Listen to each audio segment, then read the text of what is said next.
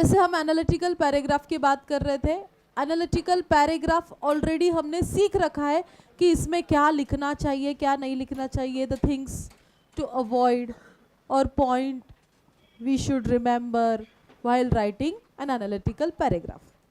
तो ये analytical paragraph हमने ग्राफ वाले क्वेश्चंस कर रखे थे, है ना। तो ये एक टेबल के फॉर्म में क्वेश्चन आपको दिया है, जहां पर आपको क्या दिखाई दे रहा है रे?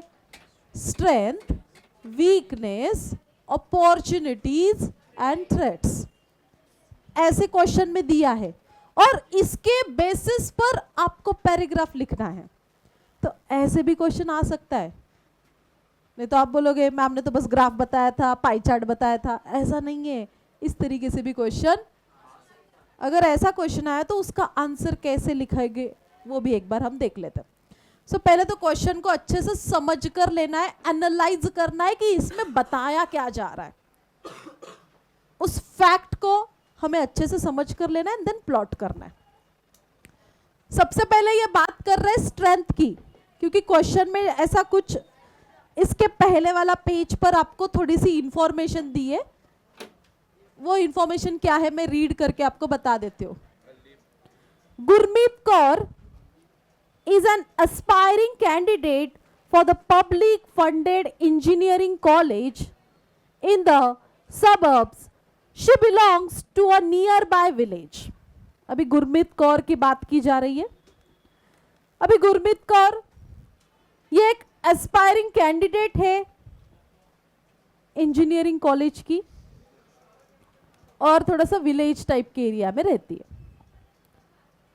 She has minimal technological skills and exposure, has the required cutoff percentage, is looking for a complete or partial scholarship. अभी गुरमीत कौर के पास इतने ज़्यादा टेक्नोलॉजिकल स्किल्स नहीं है, ओके, और जो कि उसकी एलिजिबिलिटी शायद उस स्कॉलरशिप के लिए नहीं बन रही है। So write a paragraph about 100 to 120 words. Analyze her SWOT. SWOT analysis कहा जाता है इसको। SWOT एनालिसिस क्या होता है? देखो, SWOT एनालिसिस हम बोलते हैं। SWOT क्या? Strength, weaknesses, opportunity and threats. तो यहाँ हमें वही चीजें दे रखी है ना। गुरमीत कौर के कुछ स्ट्रेंथ्स दे रखे हैं, उसके बारे में कुछ वीक पॉइंट्स दे रखे हैं, अपॉर्चुनिटीज एंड थ्रेट्स हमें दे रखे हैं। तो उसको हमें एनालाइज करना है to support your stand on whether she should join और नॉट ज्वाइन द कॉलेज। तो उसके SWOT एनालिसिस करके आपको बताना है कि गुरमीत कौर ने इंजीनियरिंग कॉलेज ज्वाइन करना चाहिए या नहीं करना चाहिए। अभी गुरमीत कौर के लाइफ का डिसीजन आपके SWOT एनालिसिस के ऊपर है, ठीक है। चलो देखते हैं कि क्या क्या कहा गया है और उस हिसाब से आंसर कैसे होना चाहिए। लेट्स एनालाइज, ठीक है। अभी हमें उसके कुछ स्ट्रेंथ के बारे में बताया है कि वहां उस कॉलेज के बारे में, किसके बारे में? उस कॉलेज के बारे में बताया गया है कि वहां के कॉलेज में स्ट्रॉन्ग करिकुलम फॉलो किया जा रहा है, अच्छे से सिलेबस प्रॉपरली फॉलो किया जाता है। इवन फैकल्टीज भी काफ़ी अच्छे हैं, क्वालिटी फैकल्टी है, टीचर्स वगैरह सब अच्छे हैं। वाइब्रेंट एक्टिविटी क्लब्स, अभी कॉलेज में अलग अलग क्लब्स होते हैं, अलग अलग एक्टिविटीज़ चलती है, तो वो स्पोर्ट्स एक्टिविटी हो या फिर वो कोई स्किल डेवलपमेंट के एक्टिविटीज़ हो, है ना, अलग अलग तरह के एक्टिविटी के क्लब होते हैं, तो वो भी काफ़ी चलते हैं वहाँ पर। इवन ग्रीन लोकेशन, मतलब नेचर है, आसपास हरियाली है और सब मेंटेन है, green location. Then close proximity to residential areas, मतलब कॉलेज नियर बाय है ना, ज़्यादा दूर जाने की ज़रूरत नहीं है। तो ये सब उसके क्या हुए, उस कॉलेज को लेते हुए स्ट्रेंथ हो गई। समझ रहे हो? अभी कुछ वीक पॉइंट भी उसमें से कंसिडर किए जा सकते हैं। क्या वीकनेसेस दिए? देखो, लैक ऑफ डाइवर्सिटी, डाइवर्सिटी अलग अलग विविधता, है ना, ऐसे कुछ नहीं है वहां पर। डाइवर्सिफाइड, वहां डाइवर्सिटी नहीं है, एक तो एक ही करना है ऐसा। स्टूडेंट्स बिहेवियर का भी प्रॉब्लम है वहां पर। No hostel facility, hostel facility भी नहीं है कॉलेज में। Slow repair and maintenance work, कुछ काम चल रहा है तो वो तो स्लो रिपेयर मेंटेनेंस वगैरह अच्छे से नहीं होता, डीले करते हैं उसमें। Then under utilisation of IT service, हाँ, under utilisation of IT services, मतलब जो आईटी सर्विसेज है ना उसको यूटिलाइज नहीं किया जाता ज्यादातर। कंप्यूटर्स एंड ऑल जो है ना आईटी सर्विसेज, प्रोजेक्टर हो, कंप्यूटर्स हो, स्मार्ट बोर्ड्स हो, एवरीथिंग जो भी, उनको ज़्यादा यूटिलाइज्ड नहीं किया जाता, उसका ज़्यादा यूज नहीं है। Lack of targeted advertisement to out state students, lack of targeted advertisement, तो आउट स्टेट स्टूडेंट्स पे फोकस नहीं हो रहा है। ओके, ये कुछ उसके वीक पॉइंट है उस कॉलेज के। इवन आगे जाके अपॉर्चुनिटीज में देखा जाए तो अपॉर्चुनिटीज क्या बन रही है, चलो practice based research and all आप वहां कर सकते हो। Partnership with professional organisation, college का टाई अप है बड़े बड़े इंडस्ट्रीज या कोई ऑर्गेनाइजेशन के साथ कि जहां आपको प्लेसमेंट के लिए फायदा हो सकता है आगे जाके, तो ये अपॉर्चुनिटी बनती है। And acclaim student exchange, acclaim student exchange, कोई क्लेम वगैरह भी वहां बच्चे ले सकते हैं। क्या थ्रेट्स क्या क्या है वहां पर, थ्रेट्स यानी कि उनको क्या क्या प्रॉब्लम्स वहां आ सकती है, वहां थ्रेट्स क्या क्या है। So lack of publicity in areas of excellence, public perception towards funded college, कि हे धोके काय काय तिकडे, वो यहाँ पर बताया गया है। Declining students interest towards technical subject and low employ morale due to budget cuts, ये उसके थ्रेट्स हो गए। चलो चारों चीजें समझ में आई आपको, हमें स्ट्रेंथ बताई, वीकनेसेस बताए, अपॉर्चुनिटी और थ्रेट्स बताए। क्या करोगे आप, उसके कॉलेज ज्वाइनिंग के डिसीजन को सपोर्ट करोगे या उसके अगेंस्ट जाओगे? अभी आपको जो भी लग रहा है ना, तो आपको दोनों तरीके से बोलना है। ऐसे जब क्वेश्चन आए तो आप दोनों तरीके से आंसर दोगे। ओके, तो सपोर्ट करोगे तो क्यों करोगे, या नहीं तो क्यों नहीं। देखो इसमें आपका पर्सनल ओपिनियन हमें नहीं चाहिए, बिकॉज एनालिटिकल पैराग्राफ में हम पर्सनल ओपिनियन नहीं डालते, जो फैक्ट है ना उसी फैक्ट को एक्सप्लेन करना है। तो इन्होंने सपोर्ट में कैसे आंसर लिखा है वो ध्यान में लो। The given information illustrates the options Gurmeet would weigh is in order to take right decision about her admission to public funded engineering college। अभी क्या ऐसे पॉइंट्स है कि जिससे वो उस कॉलेज में एडमिशन ले सकती है, जैसे कि अवेलेबिलिटी ऑफ स्ट्रॉन्ग करिकुलम है, गुड फैकल्टी है, एक्टिविटी क्लब्स है, she'll be assured of an enriching educational journey, उसको अच्छी मिलेगी। दो वहां पर हॉस्टल फैसिलिटी नहीं है, बट वो अकोमोडेशन वहां कहीं रह सकती है या उसके गांव से रोज वहां ट्रैवल भी कर सकती है। गुड अपॉर्चुनिटी उसके लिए ये है कि वहां रिसर्च वो वर्क कर सकती है, इवन उसके टाई अप है अलग अलग प्रोफेशनल कंपनी के साथ, तो ये एक अच्छी बात है। इंटरनेशनल स्टूडेंट एक्सचेंज प्रोग्राम भी वहां पर होते हैं, तो ये उसको प्रोफेशनल और उसके स्किल्स इंक्रीज करने के लिए हेल्प करेगा।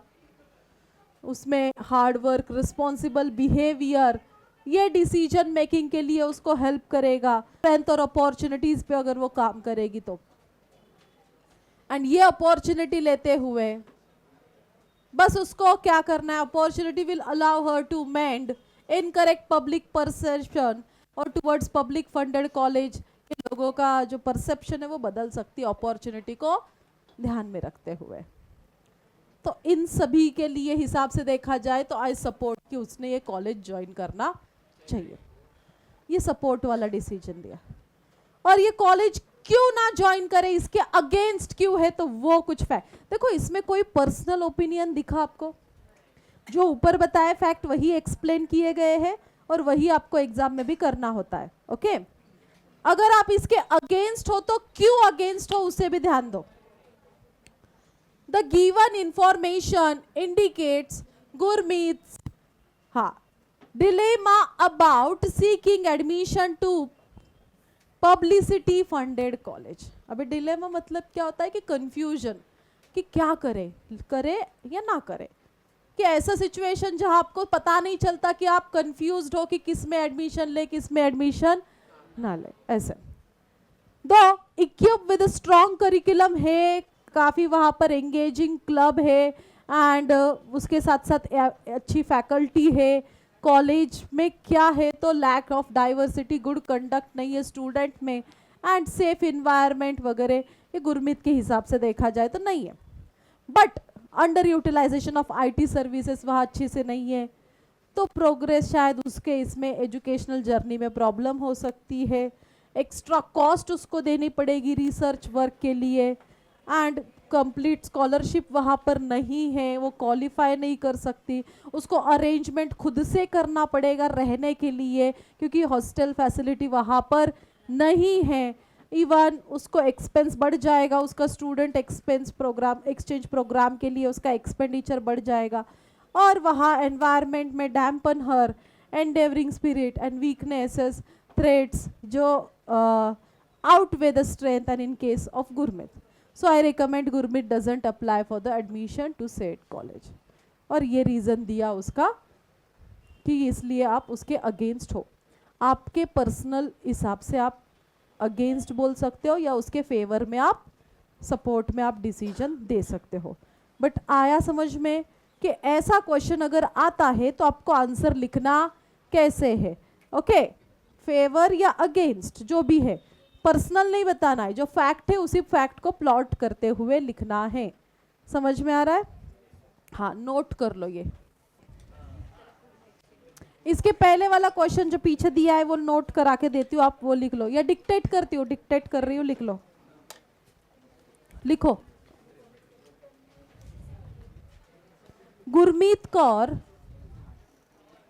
Gurmeet Kaur is an aspiring candidate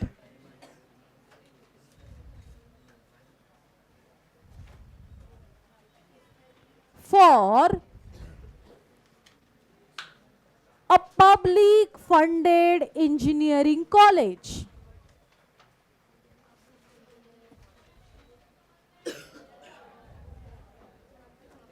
Public funded engineering college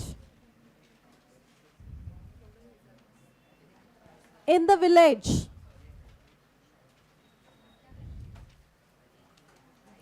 She belongs to a nearby village. She belongs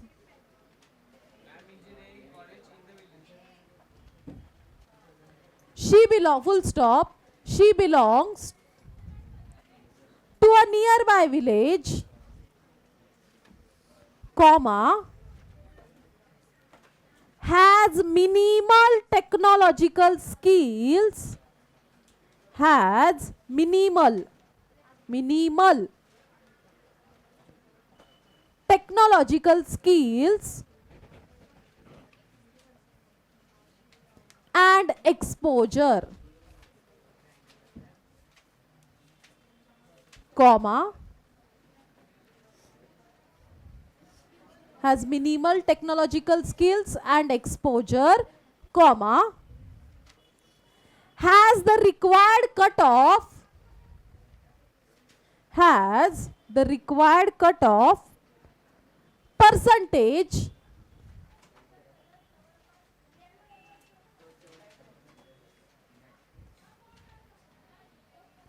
and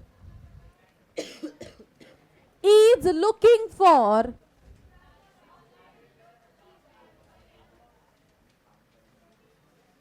a complete, he is looking for a complete or partial scholarship. Partial scholarship. Full stop. नीचे लिखो, write an analytical paragraph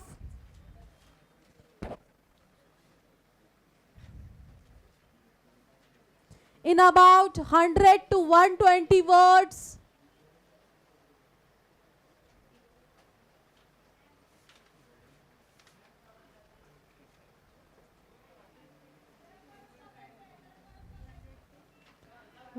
words, comma, analyzing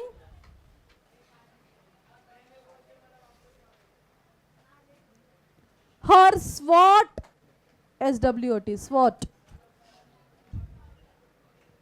notes to support your stand on, to support your stand on whether she should join, whether she should join or not join the college, whether she should join or not join the college. अभी वो table है strength वाला, वो सब वो लिखो और फिर आंसर लिखो, ठीक है.